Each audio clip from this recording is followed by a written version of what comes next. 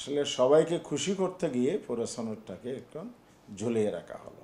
জুলাই সনদ দীর্ঘ প্রক্রিয়ার মাধ্যমে প্রণীত হয়েছে এবং 3 পর্বের মধ্যে সর্বশেষ 5 দিন আলোচনা হয়েছে বাস্তবায়ন প্রক্রিয়া নিয়ে। সেই বাস্তবায়ন প্রক্রিয়া সহ সনদটা আজকে ঐক্যমত্য কমিশন মাননীয় চিফ অ্যাডভাইজারের কাছে হস্তান্তর করেছে। আমরা এখানে দেখেছি বিকল্প 1-2 দিয়ে বাস্তবায়ন প্রক্রিয়াটা দুইভাবে উপস্থাপিত হয়েছে। তো আমরা এই যে প্রক্রিয়া অবলম্বন করে যে সনদ বাস্তবায়নের প্রস্তাব হলো, এটার মূল উদ্দেশ্য হচ্ছে এটাকে আইনি ভিত্তি দেয়া। আইনি ভিত্তি দেওয়ার জন্য 3টি ধাপ বলা হয়েছে। একটা হচ্ছে আদেশ জারি করা, বাস্তবায়ন আদেশ। সেকেন্ড হচ্ছে এটাকে আরও টেকসই করার জন্য গণভোটে যাওয়া। তৃতীয় হচ্ছে সংসদের যে গাঠনিক ক্ষমতা, দ্বৈত ক্ষমতার একটা হলো গাঠনিক কনস্টিটিউশন পাওয়ার যেটা বলে। তো এই প্রক্রিয়া অবলম্বন করলে সনদটা আইনি ভিত্তি রচনার জায়গায় শক্তিশালী এবং মজবুত একটা টেকসই অবস্থান তৈরি হবে।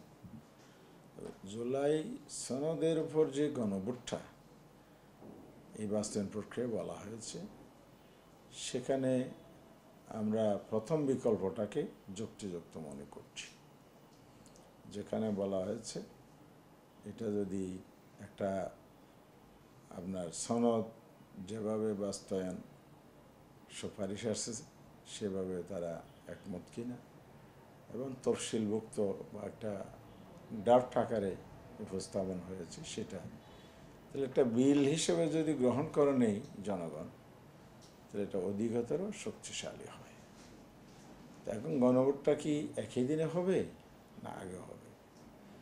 কমিশন তো আমরা বারবার বলে আসছি, আমাদের অবস্থান, জামায়াত ইসলামীর অবস্থান হলো একই দিনে না হয়ে নভেম্বরের মধ্যে যাতে গণভোটটা অনুষ্ঠান হয়। যৌক্তিকতা আমরা পেশ করেছি, কারণ একই দিনে হলে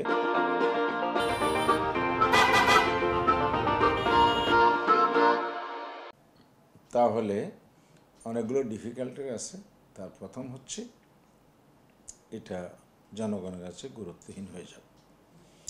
জাতীয় নির্বাচনের প্রার্থী, প্রচারণা, লোকাল ইস্যু, নানাভাবে নেতা কর্মীরা প্রোপাগান্ডা দিয়ে একটা স্রোত তৈরি হবে হলো জাতীয় নির্বাচনের পক্ষে। ভিন্ন একটা বিষয়ে আবার আরেকটা ভোট হবে, সেদিকে মানুষের নজর দৃষ্টি থাকবে না, মানুষ বুঝতেই পারবে না আসলে জুলাই সনদটা কী। এই জন্য সেপারেট হলে জুলাই অভ্যুত্থান পরবর্তী যে আকাঙ্ক্ষা জনগণের সংস্কারের প্রতি, সেটার সঠিক বাস্তবায়নতা তখনই হবে যেটা এটা আলাদা হয়। এবং সেটা যদি নভেম্বর হয় তাহলে ফেব্রুয়ারিতে ইলেকশন হতে কোনো সমস্যা নেই। আরও বিষয় হচ্ছে যে এই সনদের মধ্যে কিছু বিষয় আছে যেগুলো নির্বাচন সম্পৃক্ত তো আছে, এটা কেউ কেউ নাই বলে এটা সঠিক না।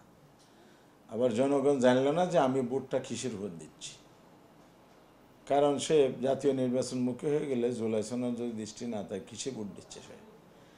আবার জাতীয় নির্বাচনে যে ভোট দিবে তো সংস্কার কোথায়, এই প্রশ্ন তার মনের মধ্যে থাকবে।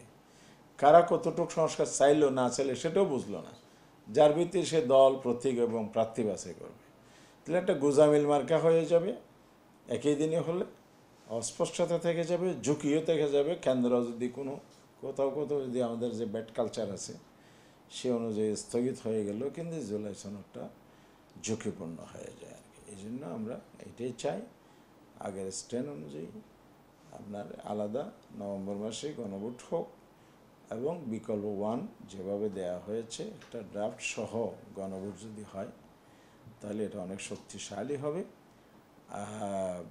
আর একই দিনে হলে ভোটাধিকার, ভোট কাস্টিং, ঝুঁকি, নানা জটিলতা আছে, এগুলোর কারণে জুলাই সনদের যে উদ্দেশ্য সেটা ব্যাহত হলে মনে করি। ঐক্যমত্য কমিশন যে সিদ্ধান্ত স্পষ্ট নিতে পারে নাই, এই জায়গাটা আমরা বলতে চাই আসলে সবচেয়ে উত্তম ছিল সুস্পষ্ট করে একটা সিদ্ধান্ত আকারে প্রস্তাব করা।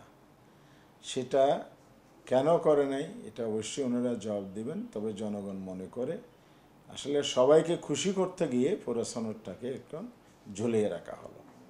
তবে এখানে সুযোগ আছে, সরকার যদি জনমত, জন আকাঙ্ক্ষা এবং আগামী দিনের যে রাজনীতি সংস্কারের উদ্দেশ্য সফল করতে হলে সরকারই সঠিক সিদ্ধান্ত নিতে পারে। নির্বাচন কমিশনের মাধ্যমে নভেম্বরের মধ্যে একটা পৃথক দিন নির্ধারণ করে গণভোট অনুষ্ঠান।